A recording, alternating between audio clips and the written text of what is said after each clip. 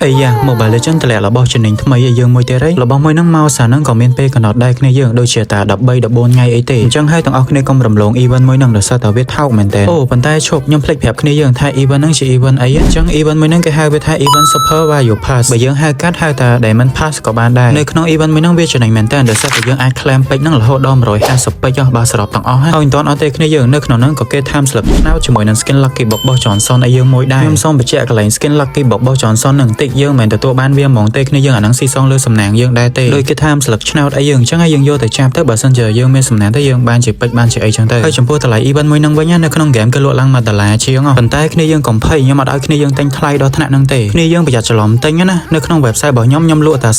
0.78 សេនទេបើគិតជាលុយខ្មែរទៅវាតែ3100ជាងទេអញ្ចឹងហើយបើគិតមកទៅវាចំណេញមែនតើតែ3000ជាងយើងបានឡើង150ពេជ្រអញ្ចឹងហើយគ្នាយើងកុំទុកយូរពេកគ្នាយើងបើអាចដាក់ឲ្យលឿនទៅខ្លាចវាផុតបាត់អញ្ចឹងហើយគ្នាយើងអាចរកដាក់បានណានៅក្នុង website របស់ខ្ញុំ Rally Game Store ហើយគ្នាយើងអាចចំណាំ website ឬមួយក៏ page អីខ្ញុំទុកឲ្យហើយទៅដោយសារតែបើសិនបើខាង Mobile Legends តម្លាក់កញ្ចប់ឬមួយក៏ event ថ្មីអីទៅខាង website របស់ខ្ញុំដឹងតែមានលក់ដែរហើយគ្នាយើងដឹងស្រាប់ហើយនៅក្នុង website របស់ខ្ញុំបើមានលក់ខ្ញុំអត់លក់ដូចក្នុង game ទេដឹងតែថោកជាង game ហើយថោកច្រើនជាងអញ្ចឹងហើយគ្នាយើងប្រយ័ត្នស្ដាយក្រោយមុនទិញអីមួយកុំភ្លេច website របស់ខ្ញុំ